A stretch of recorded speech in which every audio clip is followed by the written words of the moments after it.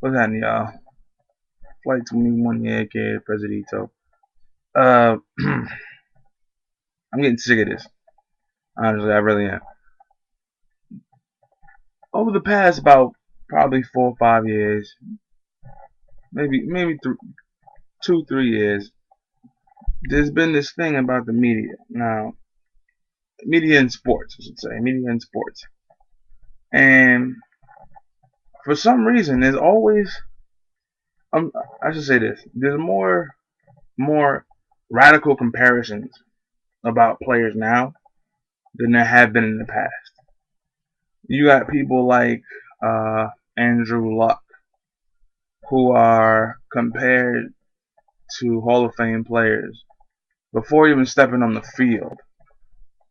Now, every time I notice this, usually I'm pretty sure everybody notices this now, is that when Kobe came into the league, when he first was out of high school, when he was in high school, he was not compared to Michael Jordan. He was not compared to Michael Jordan. LeBron James was just hyped up. Not saying he's not. I'm not now.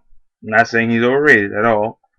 I'm just saying he was the one. He was the only one that I could think of off the top of my head right now that actually lived up to the hype he had in high school.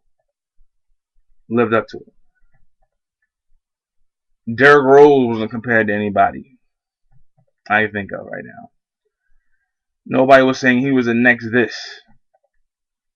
But you got people now. I like Larry Brown. Larry Brown, I think, is a great coach. But Anthony Davis is compared to Bill Russell. He's in college still, by the way. Nobody know. I mean, I don't know if he's declaring. I think he is because of the whole, I call it the Calipari system. But I like John Calipari too. I think he's a great coach. But back to the point. Larry Brown said that he reminds him of Bill Russell and I think he said Kareem. I'm not sure, but a Bill Russell comparison that whatever team he's on, doesn't matter what team he's on, he's guaranteed 50 wins. 50.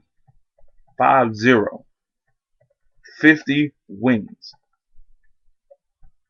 He's still in college and he's getting compared to Bill Russell. It took Kobe at least 2 years in the NBA for people to start bringing up the whole Michael Jordan comparison. It took Michael Jordan about 2 years in the league for them to say he reminds them of Dr. J. You see, it's different because it's different from back then and now. Now people are giving them this credit. Like I have no, in all honesty, people like hyperbole. People love hyperbole. So if I say that this guy LeBron James is the next Magic Johnson, and he's still in high school, that's not even credible. But give a man a few years in the league, maybe you can make that hyperbole statement. It took Kobe what? It took Kobe about 1 or 2 years for them to say, "Oh, he's the next Michael Jordan." And they gave Michael Jordan a few years in the league, and they said, "Oh, well, he the next greatest dunker since Dr. J." And both of them don't like to be compared to each other. Michael Jordan didn't want to get compared to Julius Erving. This is like a semi quote. Michael Jordan said that he's a great player. I like to I don't want to live off of his name. I think Michael Jordan sounds good to me.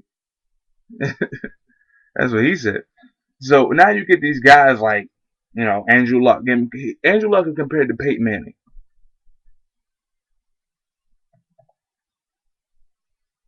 Really? I mean, give this man maybe a year or two in the league. I mean, I don't even care if y'all make the statement a year later. Like honestly, if he gets drafted and he has one season and y'all compare him to Peyton Manning, I'll be fine with that. Because I know the media loves hyperbole. Give Anthony Davis a year in the NBA. I can deal with that because the media loves hyperbole. I'm just tired of these people making these bold statements before they even have a chance to play professionally. You feel me? Man, that's all I gotta say. I'm not gonna waste no more time out of this situation. If you have any questions, leave comments and all that good stuff, man. Flight 21 signing out. Peace.